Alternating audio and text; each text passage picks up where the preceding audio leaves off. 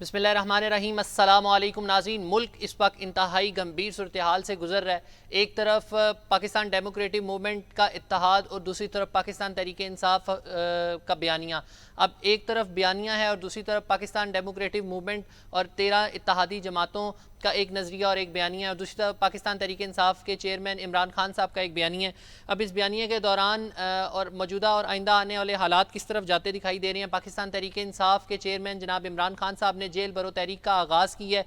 Jail भरो तहरीक के आगाज़ से अब तक आज तीसरा चौथा दिन है। इस पर एक तो नज़र डालेंगे कि जेल भरो तहरीक जो इमरान खान साहब ने शुरू की है और इसकी इब्तदा कहाँ से हुई थी वो तो सबको पता है, लेकिन इसकी इंतहा इख्तिताम किस जगह पर होगा ये किसी को नहीं पता। इस सब पर बात करने के लिए आज हमारे साथ स्टूडियो के अंदर एक इंतहाई अहम शख्सियत मौजूद होंगे हमारे साथ टेलीफोन कॉल के ऊपर।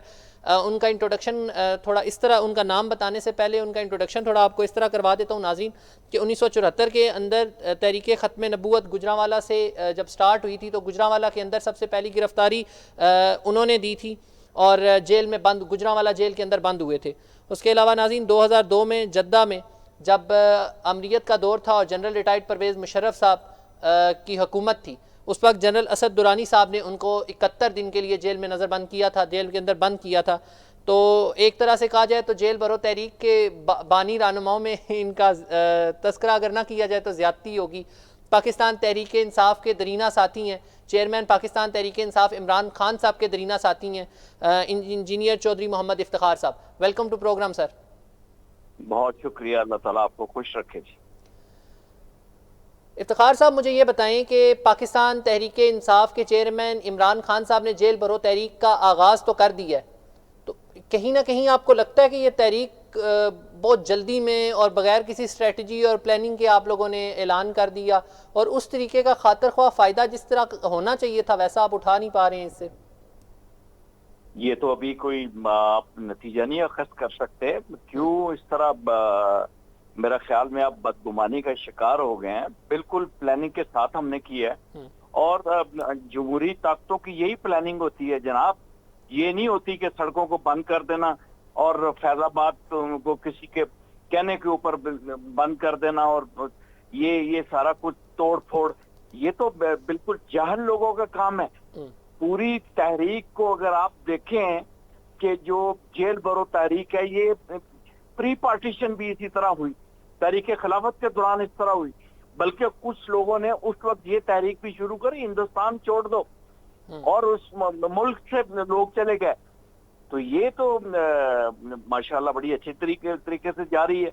बाकी रही ये कुर्बानियां देने वालों की ये तहरीक है और ये बहुत अच्छा हुआ है। कम से कम एक जमहूरी प्रोसेस में जो मम्मी डैडी हमारी जो कहलाती थी ना पार्टी, उसमें भी कम से कम ये एक चीज देखने में आ रही है। आपको पता नहीं है जुल्फी बुखारी जैसे लोगों ने वो जो क्या कहते हैं कि लोग कहते थे कि राना सनाउल्लाह कि ये जो है आइसक्रीम है ये पिघल जाएंगे।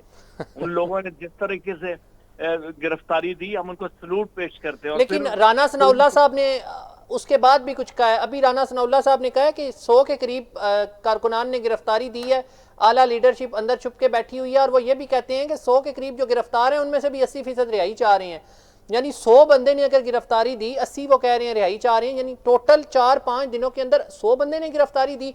तो कहीं ना कहीं बात तो स्ट्रेटजी की और बात जो पाकिस्तान तहरीक इंसाफ के रहनुमा थे, MPs हजरात थे, MNAs हजरात थे, आप समझते नहीं है कि उनको स्ट्रेटजी बदलनी चाहिए थी इमरान खान साहब के ऐलान के बाद?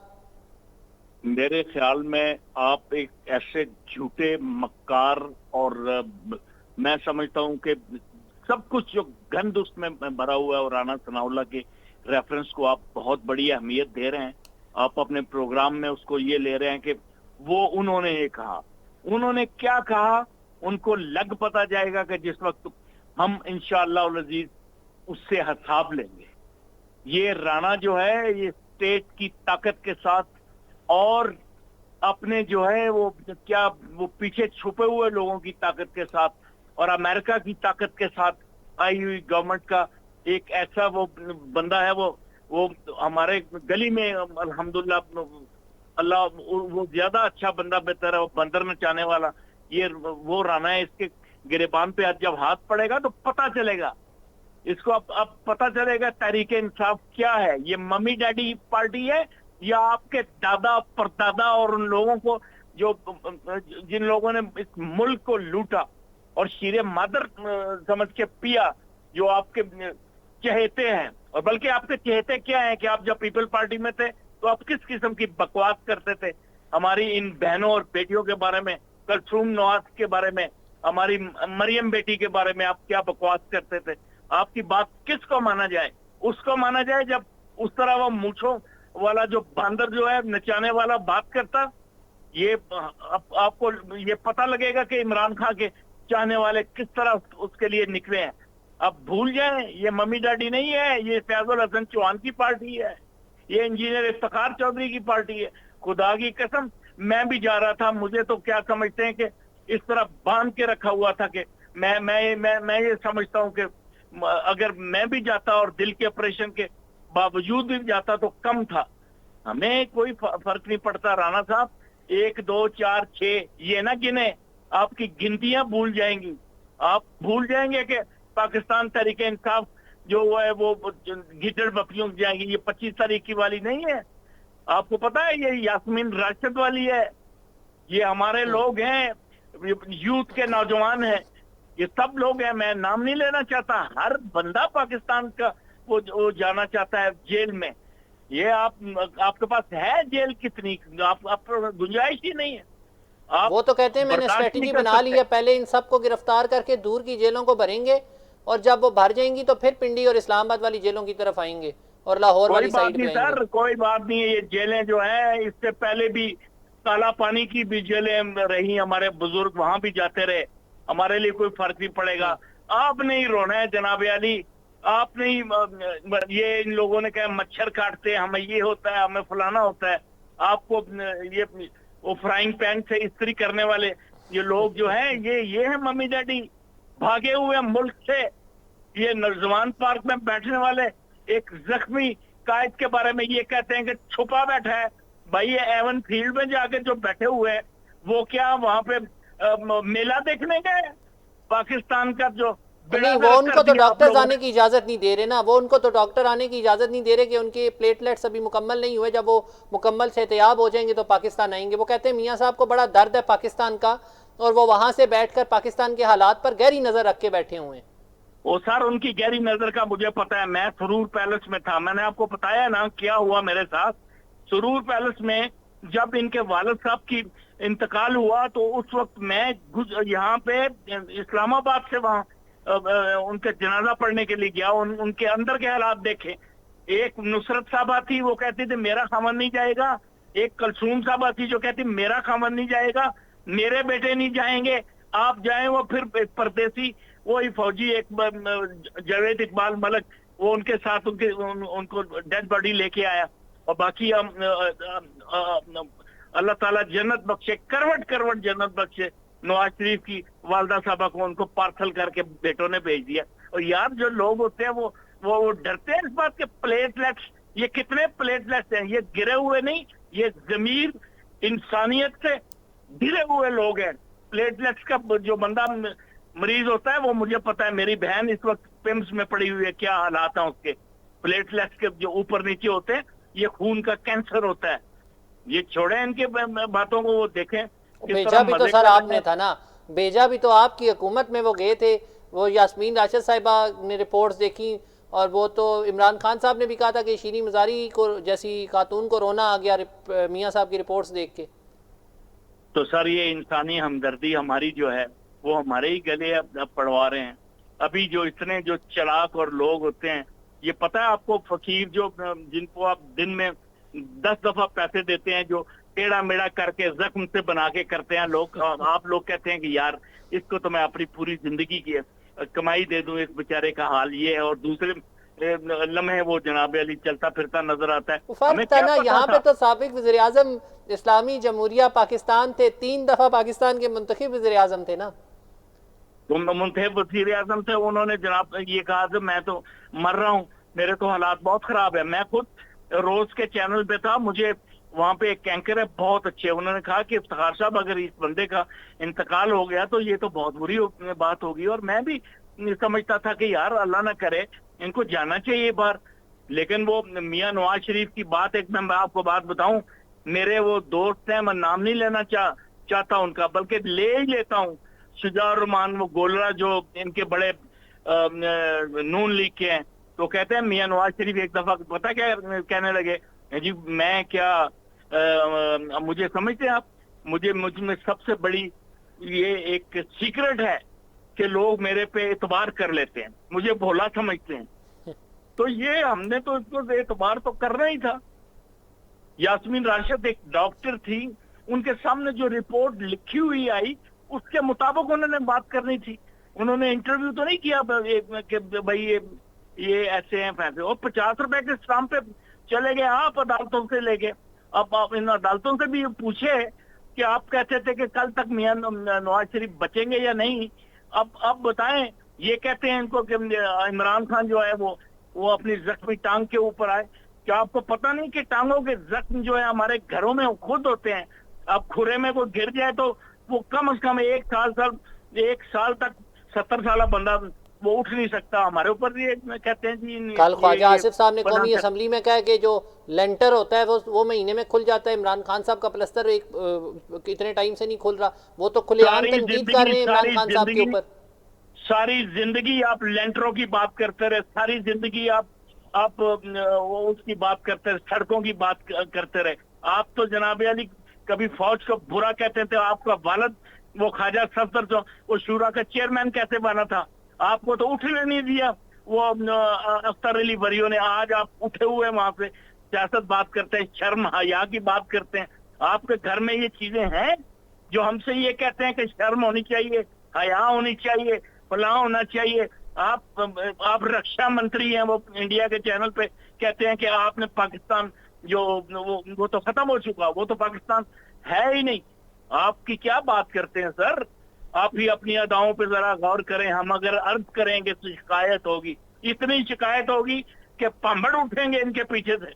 ये क्या बात करते? पाकिस्तान तहरीक इंसाफ इस वक्त तारीख के उस दौर के गुजर रही है जो इसको अल्लाह के फजलो करम से एक इनकलाबी तहरीक लेगी। हम ये नहीं कहते कि जी वगैरह है और फलाना है। हमारा लीडर नबी अकरम सल्लल्लाहु अलैहि वसल्लम के रियासत मदीना की बात करता है, और वो जनाब अली पेट पे 2 पत्थर रखकर उस नबी के साथ चलने वाला है। आज पाकिस्तान में आप करें ना, आप क्यों नहीं करते? जमहूरियत तो ये होती है कि जमहूरियत कमजोर जमहूरियत एक और जमहूरियत का वो क्या कहते हैं उसका सबक दे के आगे चलती है। आप इलेक्शन करवाएं। आप ये कहते हैं कि हम जीतेंगे, आप जीतते तो आप जनाब अली पूरी से आप मिल मिला के बात करते हैं। आपका तो हाल ही कोई नहीं, आप जीते। मैं चैलेंज किया है मरियम औरंगजेब को, ये जो ज्यादा बोलती है बेचारी। दाई होना कोई बुरी बात नहीं, लेकिन दाई अम्मा ने जो जितने उनको घुर आते हैं, ये मैं उनको बताता हूं कि आए मेरे साथ मुकाबला करें। मैं इंशाअल्लाह किसी जगह रावलपिंडी की सीट से मेरे साथ मुकाबला करें, मैं उनको चारों शाने चित गिराऊंगा। और गिरा के औरत है उनके सीने पे नहीं बैठूंगा, उसको एहतराम करूंगा, उसको कहूंगा कि ये तुम कर रही थी, आप शर के साथ थी और मैं जनाब अली एक हकीकत के साथ था और सच्चाई के साथ था। ठीक है, यहाँ पर ब्रेक की तरफ जाने का कहा जा रहा है प्रोड्यूसर साहब की तरफ से। ब्रेक पर जाऊंगा। नाज़रीन, जब ब्रेक से वापस आएंगे तो पंजाब और केपीके के इंतखाबात के ऊपर बात करेंगे। इफ्तिखार साहब से कि असम्बलियाँ तहलील हुए तकरीबन महीने से ज़्यादा का अरसा गुजर चुका है, 90 दिन के अंदर इंतखाबात होने थे, क्या वो इंतखाबात होंगे? अब सुप्रीम कोर्ट के मुअज़्ज़ज़ चीफ जस्टिस ऑफ पाकिस्तान की जानिब से स्लो मोटो एक्शन तो लिया गया है, लेकिन वो जब उस बेंच के ऊपर भी तनकीद की जा रही है। चलेंगे ब्रेक की जानिब।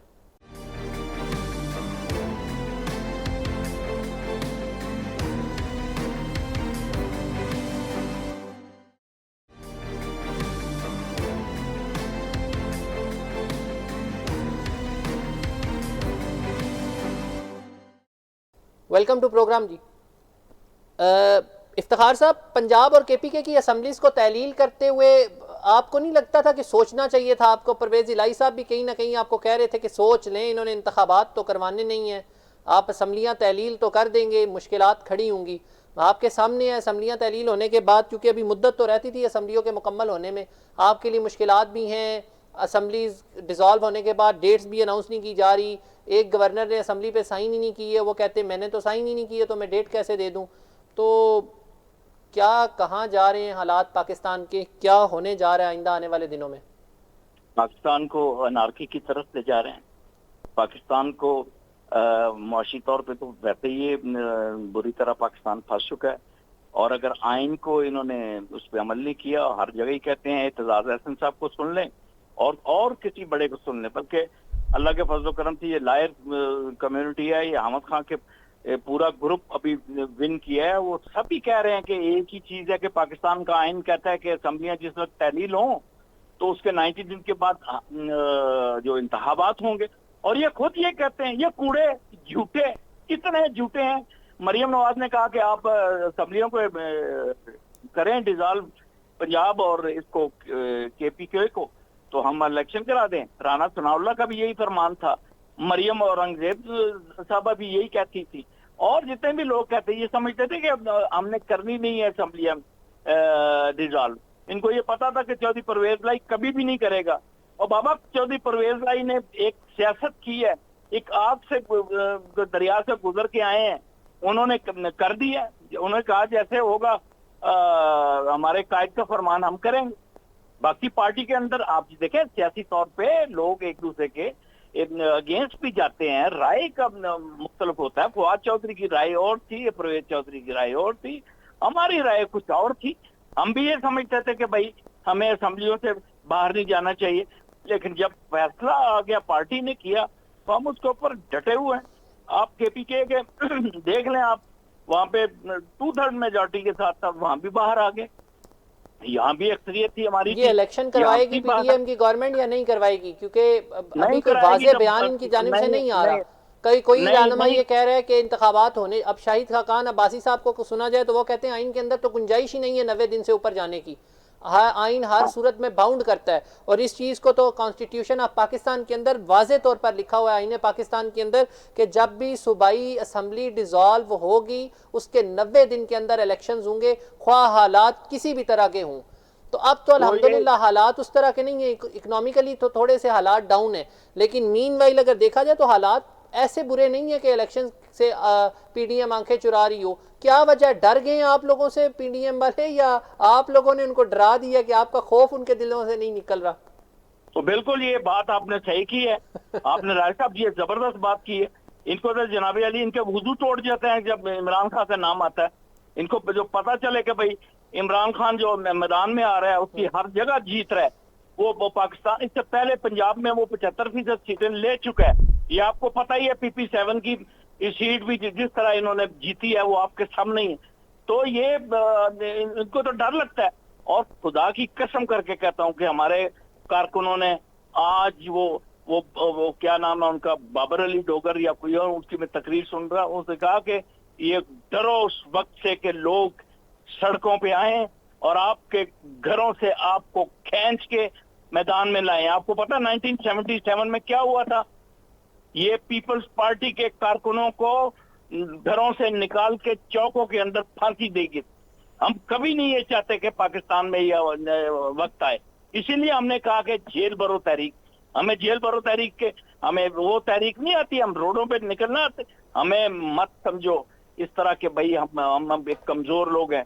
आपने देखा नहीं है पिंडी ने क्या जबरदस्त मिसाल दी है, और फिर उसके बाद लाहौर ने क्या कुछ किया, और पाकिस्तान की इस तहरीक को पाकिस्तान के अंदर याद रखा जाए, इस तारीख को इस तरह याद रखा जाएगा कि एक पार्टी थी जिनको मम्मी डैडी पार्टी कहा गया था, अब उन्होंने कुर्बानियां दे के तारीख का वो रुख मोड़ दिया है। लोग अब याद करते हैं शोरश कश्मीरी जैसी जिद्दोजहद को, लोग याद करते हैं अल्लामा अताउल्लाह शाह बुखारी की जिद्दोजहद को, लोग याद करते हैं कायदे आजम की आईनी जिद्दोजहद को। ये कायदे आजम के बाद ये हमारे कायदे आजम सानी है, हम ये नहीं कहते ये कायदे आजम है, उनके नक्शे के ऊपर चलते हुए उन्होंने आइन और कानून की जो है ना एहतराम करते हुए किया। और इसकी जगह वो अगर वो ये समझते हैं कि पाकिस्तान तहरीक इंसाफ के लोगों को डरा लिया जाएगा और उनको जनाब अली आंसू गैस और फलाना इससे डरा दिया जाएगा। तो राना साहब और अपने मरियम बीबी, ये आप इस चीज को भूल जाएं।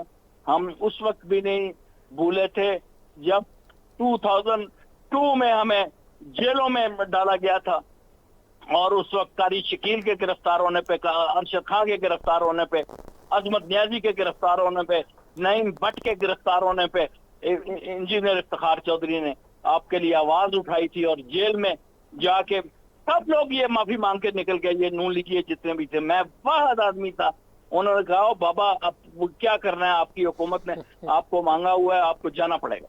तो फिर सऊदी अरब से मैं 71 डेज की डिटेंशन को ये बर्दाश्त करने के बाद यहाँ पे पहुंचा और जिस तरफ वो हुए, मेरी वालदा साहबा इसी दुख से इस दुनिया से चली गई।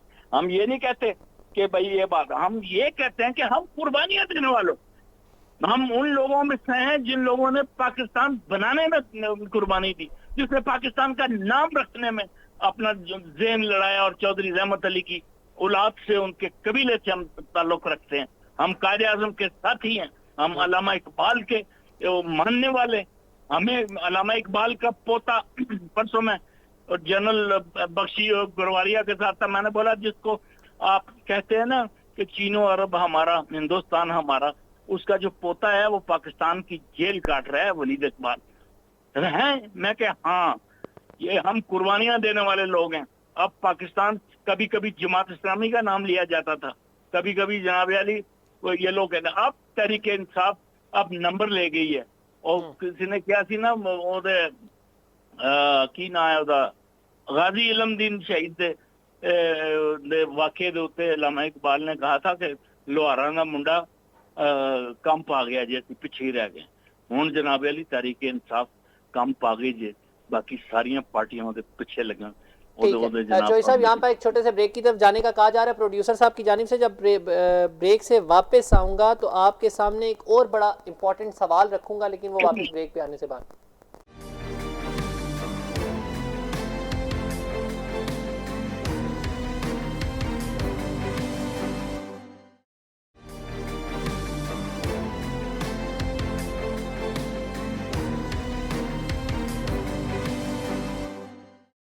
वेलकम बैक नाज़रीन। जी इफ्तिखार साहब, आज आपके सामने एक सवाल रखने लगा हूँ, नाज़रीन भी आपको सुन रहे हैं। बड़ा इम्पॉर्टेंट सवाल है। पाकिस्तान ला इलाहा इल्लल्लाह की बुनियाद पर बना था। पाकिस्तान वो अजीम मुल्क है जो हमेशा कायम दायम रहने के लिए बना है। हम अल्हम्दुलिल्लाह गैरतमंद कौम है, अल्हम्दुलिल्लाह हम खुददार कौम है, अल्हम्दुलिल्लाह हमारी खुददारी और हमारी गैरत की मिसालें दूसरे देशों मुल्कों के अंदर भी दी जाती हैं।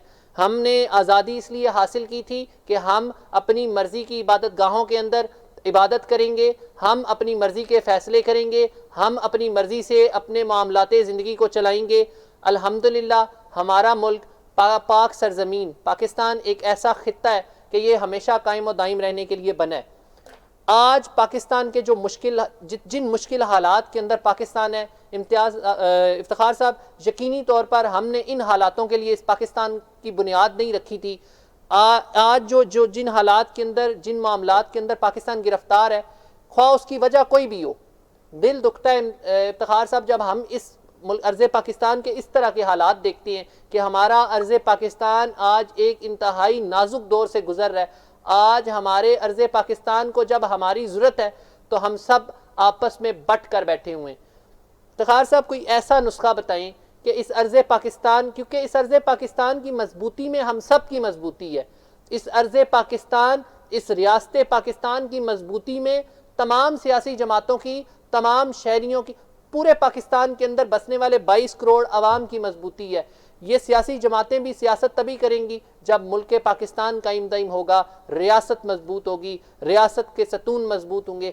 जब रियासत कमज़ोर होती है, रियासत चूँकि माँ का दर्जा रखती है, जब रियासत कमज़ोर होती है तो तमाम सतून कमज़ोर होते हैं। आज तमाम इदारों को और तमाम नाजरीन को बताएं कि कौन सी एक ऐसी स्ट्रेटजी है, क्योंकि हम तो बार बार ये कहते हैं कि एक ऐसा नेशनल एजेंडा डायलॉग जारी करें जिसके ऊपर तमाम जमातें मुत्तफिक होकर बैठ जाएं। ये पाकिस्तान की सियासी जमातें हैं, आप सब एक टेबल के ऊपर बैठ सकते हैं, आप सब नेशनल डायलॉग कर सकते हैं, पाकिस्तान मुश्किल हालात से निकल सकता है। आप लोगों का एक वाज़े एजेंडा है कि इलेक्शंस करें, जिस पे कहीं ना कहीं अवाम भी यही कह रही है कि इलेक्शंस करवाएं। 2 असेंबलीज डिसॉल्व हो गई हैं। और दूसरी एक और चीज़ इफ्तिखार साहब, आपने भी देखा है कि कहीं पे भी किसी भी दुनिया की डेमोक्रेटिक मूवमेंट के डेमोक्रेटिक हालात के अंदर जो भी जमहूरी हुकूमत होती है उसको 5 साल का वक्त मुकम्मल करने दिया जाना चाहिए, ख्वाह उसके कितने ही बुरे दूरस्थ असरात क्यों ना हो, लेकिन 5 साल से पहले किसी भी जमहूरी हुकूमत को घर नहीं भेजना चाहिए। मुझे ये बताएं, इन हालात से हम निकलेंगे कैसे? आज आपने बड़ी अच्छी बात की है। मैं समझता हूँ कि मेरी अल्लाह ताला से दुआ है कि हर एंकर, हर सहाफ़ी, हर बंदा लिखने वाला, बोलने वाला, काश आपको फॉलो करे। और ये बड़ी जबरदस्त आपने बात की है। देखें, 1956 में करारदाद मकासद पास हुई थी, असम्बली ने की थी, उलमा ने मेरे ख्याल में 22 मकातबे फिक्र के लोगों ने उसके ऊपर साइन किए। तो मौलाना मदूदी ने बड़ी जबरदस्त बात की थी कि आज के बाद, इस करारदाद मकासद के पास होने के बाद, पाकिस्तान का जो वजूद है हमारे लिए एक मस्जिद के बराबर है। अब देखें कि वो फकीह वक्त, वो मुफस्सर कुरान कितनी बड़ी बात कर गया। अब उसके बाद हमारा ये फर्ज बनता है कि हम मिल बैठ के पाकिस्तान को एक रास्ते पे ले जाएं। हमारा यही सबसे बड़ा दुख हुआ है कि रजीम चेंज हमेशा ही करता है। जब लियाकत अली खान को हटाया गया तो वो भी रजीम चेंज थी। जुल्फकार अली भुट्टो के साथ जो कुछ हुआ वो भी रजीम चेंज का एक नतीजा था। और लेट्स से नवाज शरीफ के बारे में भी। लेकिन असल बात ये है कि रजीम जिसकी चेंज हुई है उसके बारे में कौम पूरी मुत्तफिक थी। उस वक्त जब भुट्टो को हटाया गया तो गुजरांवाला में हलवे की देगें पकाई लोगों ने। मेरे वालिद साहब मुस्लिम लीग थे, वो उन्होंने हलवे की देग पकाई और पूरी दुनिया ने खुशी मनाई। जब जब जब भी हुकूमत खत्म हुई, बेनजीर की हुई, करप्शन के इल्जाम में हुई।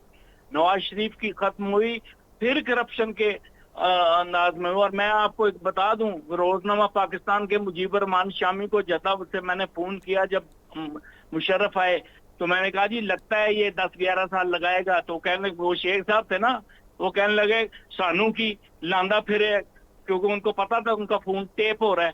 जो आज माशाल्लाह उनके बड़े साथी बने हुए और टेलीविजन पे अपने।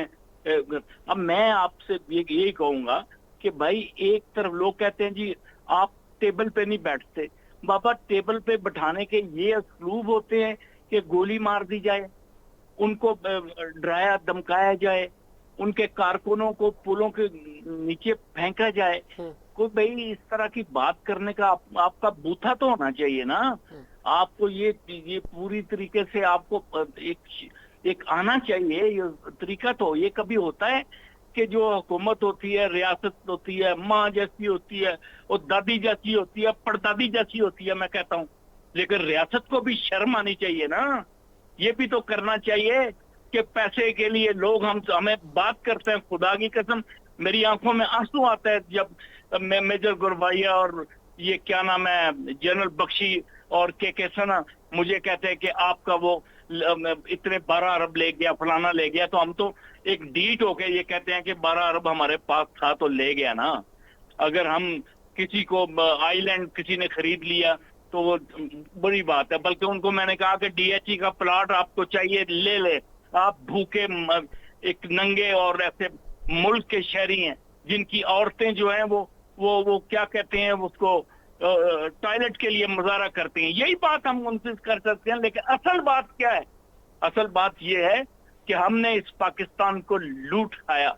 मेरी दादी जो है, मैं हजारा का रहने वाला हूँ, मैं रोया एक दिन। मैंने कहा कि दादी ये अंजीर का दरख्त है, फगवाड़े हैं, मेरे भाई ने सारे कुछ खा लिए निकाल के। तो दादी कहने लगी कोई ऐसी बात नहीं बेटा, अगले दिन फिर ये नए फल के साथ फिर आएगा, फिर तुम खा लेना। इम्तियाज खा गया, बाद में तुम खा लेना। और वो अंजीर का वो फगवाड़ा जो है अगले दिन फिर लेके आया। ये पाकिस्तान नहीं इस तरह टूटने वाला। वो किसी ने इतनी बड़ी कुर्बानियों के बाद मैं एक अमूमन कहता हूं कि गुजरांवाला की आलम बेबी जनाब उस ट्रेन में आई जो 5 सिर्फ जिंदा बाकी उसमें बचे थे, तो वो उससे मैंने पूछा कि माई तू कैसे पढ़ती, तो उसने कहा कि मेरे वालिद ने मुझे गंदगी की पोटड़ी दी थी जो मैं अपने मुंह पे मल ली थी। 50,000 से ज्यादा जो सिखों के हरम में हमारी औरतें चली गई, और 50,000 ही ज्यादा ने कहा, अपनी किताब में लिखा कि पंजाब के अंधे कुओं में चली गई। जनाब ये शायर ऐसे नहीं, किसी शायर ने कहा था कि सिर होए कलम कलमा कटियां, इज्जत दी टहनी नालों अजरा बानो सलमा छुटियां, फिर जाके मौका बनया पाकिस्तान को सौखा बनया। और जालिमों आपने पाकिस्तान को लूट खाया है। आपके बच्चे जनाब अली किस तरह पलते हैं अगयार के हाथों में। आपके पास करोड़ों और अरबों की कद्दुओं जैसे आपके बेटे हैं।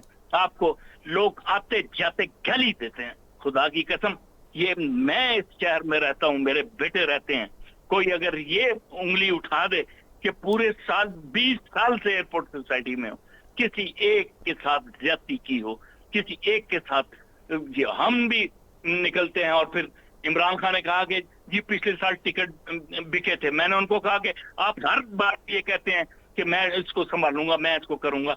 लूटने वाले फिर भी लूट जाते हैं। आपको पता है क्या हुआ इस पिंडी शहर में?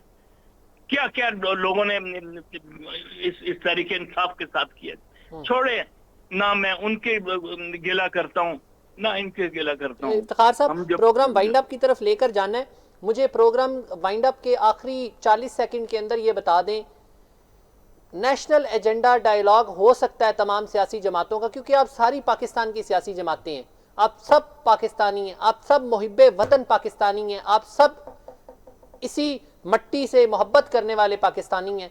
तो नेशनल डायलॉग एजेंडा कहीं ना कहीं बैठकर मुल्क पाकिस्तान की बका की खातिर, मुल्क पाकिस्तान की मजबूती की खातिर, मुल्क पाकिस्तान की मईशत की मजबूती की खातिर हो सकता है। सर क्या बात आप करते हैं। आप जो फरते जज्बात में आप सागडार को भी कहते हैं कि मुल्क का बड़ा वो मुहिब्बे वतन है। आप मौलाना फजलुर रहमान को भी कहते हैं कि मुहिब्बे वतन है। आप अब्दुल समद अचकजई को भी कहते हैं मुहिब्बे वतन है। मैंने बात की सियासी जमातों की, मैंने सियासी जमातों की बात की, पाकिस्तान की सियासी, सारे पाकिस्तान के पॉलिटिशियन है ना, ये सारी सियासी जमातें ही हैं जनाब। आप नवाज शरीफ को बात कर लें, हट जाए नवाज शरीफ शहबाज शरीफ तो कौन नून लीग का है। अगर मौलाना फजल रहमान हट जाए तो JUI कहाँ है। अगर वली खां का बेटा हट जाए AMP कहाँ है। मैं तो वही बात करता हूँ कि ये बिल्कुल गैर मुल्की एजेंडे पे काम कर रहे हैं। आप एक वह शख्स है इमरान खान, जिसको आप ये न करें, बात न करें, आप डायरेक्ट करें। आप जनाब अली इलेक्शन कराएं, बस छोड़ें इस बात को, इलेक्शन कराएं। और मुझे ये बता दें, ये महंगाई का जिन काबू कर पाएगी PDM की गवर्नमेंट? जाते जाते बता दें, को मशवरा दे दें उनको कि महंगाई का जिन काबू कैसे होगा। यकीन करें आज मैं पेट्रोल पंप पे पेट्रोल डलवाने गया तो वो एक बंदे ने मुझे पहचान लिया। उन्होंने कहा शीशे नीचे कर यार। मुझे कहा था कितने चलिए, मैं क्या प्रोग्राम पे जा रहा हूँ। उन्होंने कहा यार मेहरबानी कर जाके उन्होंने कह के जरा साडी जान छड़ दियो, महंगाई बड़ी होगी। मैं क्या, महंगाई तो बहुत है सर, 10 महीने पहले तो इतनी नहीं थी। हाँ, आपको पता है 6% पे तरक्की कर रहा था। हमारी एक्सपोर्ट बहुत थी, हमारे पेट्रोल की कीमत 150 पे हम रखी। ये मशवरा दे दें इनको, कोई महंगाई कैसे कम होगी, थोड़ा मशवरा ही दे दें जाते जाते। अब ये जितना भी लूट मार कर रहे हैं यार, इसको रोक लिया जाए। 165 गाड़ियां मर्सिडीज मत मंगवाएं, पाकिस्तान के इतनी बड़ी हैवी कैबिनेट न बनाएं। आप ये छोड़ दें यार इस मुल्क को। आपको किसने कहा था? आप कहते थे हमने बंदा, वो आपने पंगा लिया। इलेक्शन के बाद हालात ठीक हो जाएंगे, इलेक्शन के बाद हालात ठीक हो जाएंगे, बिल्कुल हालात ठीक होंगे इंशाअल्लाह। लेकिन मुझे ये बताएं, जाते जाते एक आखिरी सवाल, प्रोड्यूसर साहब बार बार वाइंड अप का कह रहे हैं, जाते जाते आखिरी बता दें, इलेक्शन के बाद कोई भी गवर्नमेंट आती है आप कबूल करेंगे उसको? बिल्कुल कबूल, चाहे पाकिस्तान तहरीक इंसाफ आती है या चाहे कोई भी आती है। प्रोड्यूसर से आपको पहले सुनना चाहिए था। मैंने कहा कि आप साफ और शफाफ इलेक्शन कराएं, हम कबूल कर लेंगे। ठीक है, हम इनके जो बदनुमा चेहरे हैं जो इनको बर्दाश्त करेंगे, इनके गले में भी हाथ डाल देंगे। ठीक है, बहुत शुक्रिया, आपने अपना कीमती वक्त निकाला हमारे प्रोग्राम के लिए। नाज़रीन, जमहूरियत एक तर्ज़ हुकूमत है जिसमें हमेशा आने वाली सियासी जमात कहती है कि पिछली सियासी जमात के तमाम बाकियात जितने भी मामलात ख़राब हैं, महंगाई है, बेरोज़गारी है, या आवाम बिलबिला रही है, ये पिछले अदवार के अंदर है। और जो अब हमारे हालात होंगे ये बेहतर होंगे। होता ही है कि जब 2 या 3 साल का टेन्योर गुजरता है तो फिर आवाम उससे भी यही सवाल कर रही होती है, तो ये कहते हैं यार 2 साल बाद कि अब भी ये पिछले हालात हैं, हम 2 साल में उनको ठीक कर रहे हैं, आइंदा आने वाले 5 साल में हमें मौका दें तो मजीद 5 साल में हम हालात ठीक करेंगे। ऐसा नहीं होना चाहिए। एक ऐसी स्ट्रेटजी बनानी चाहिए कि आप पिछले को मत कोसें, जितना टेन्योर आपने गुजारा है, जितना टेन्योर आपने गुजारना है, उसका एक होमवर्क तैयार किया जाना चाहिए। हमारी बदकिस्मती पाकिस्तान के अंदर यह है कि जब हमारे लीडरान स्टेज के ऊपर खड़े होते हैं तो पेपर्स तो लहराते हैं कि यार ये हमारे पास होमवर्क है, हमने प्रॉपर होमवर्क कर लिया है, हम प्रॉपर होमवर्क से आएंगे और जब हम इक़्तिदार संभालेंगे तो 90 दिन के अंदर हम ये कर देंगे, 120 दिन के अंदर हम ये कर देंगे। बदकिस्मती के साथ जब 3 साल बाद यही पेपर लहराती है अपोजिशन जो उस वक्त की हुकूमत थी, तो वो कहते हैं कि हमारे हालात इनसे बेहतर थे। ऐसा नहीं होना चाहिए। एक ऐसा नेशनल प्रोसेस, इस नेशनल प्रोसेस को एक ऐसे तरीके से जारी रखना चाहिए कि आइंदा आने वाली हुकूमत एक्सक्यूज़ के बजाय हालात को बेहतर करने की तरफ जाए। मौजूदा हालात इस वक्त बड़े ख़राब है। मैंने आगे आपसे बात की कि इस टाइम आवाम बिलबिला रही है। आज एक पेट्रोल पंप के ऊपर पेट्रोल डलवाते वक्त एक साहिब ने देख लिया और उन्होंने कहा कि आपने प्रोग्राम करना है और वहाँ बैठना है जाके, और जब वहाँ बैठेंगे तो यार महंगाई के ऊपर थोड़ी बात कर दें, बहुत ज़्यादा महंगाई है, वाकई महंगाई है। इस टाइम पे हालात बड़े ख़राब हैं। हुकूमत, PDM की हुकूमत को चाहिए कि इख्तलाफात सियासी अपनी जगह पर रख कर आप सियासी इख्तलाफात लड़ें करें, वो आपके अपने मामलात हैं, लेकिन आवाम को इससे गर्ज नहीं है। आवाम को रिलीफ से गर्ज है, उनको रिलीफ दें, उनको रिलीफ देंगे आपको सुकून मिलेगा। इलेक्शंस बड़े करीब हैं, पंजाब के अंदर KPK के अंदर होने हैं, आज हूँ कल हूँ परसों हूँ, या जनरल इंतखाबात भी होने हैं। तो जब आप डिलीवर करेंगे तो आपको रिजल्ट्स भी अच्छे मिलेंगे। आवाम इस वक्त बड़ी तकलीफ में, आवाम के बारे में सोचें। इसी के साथ मुझे इजाज़त दीजिए, अल्लाह ने के बाद।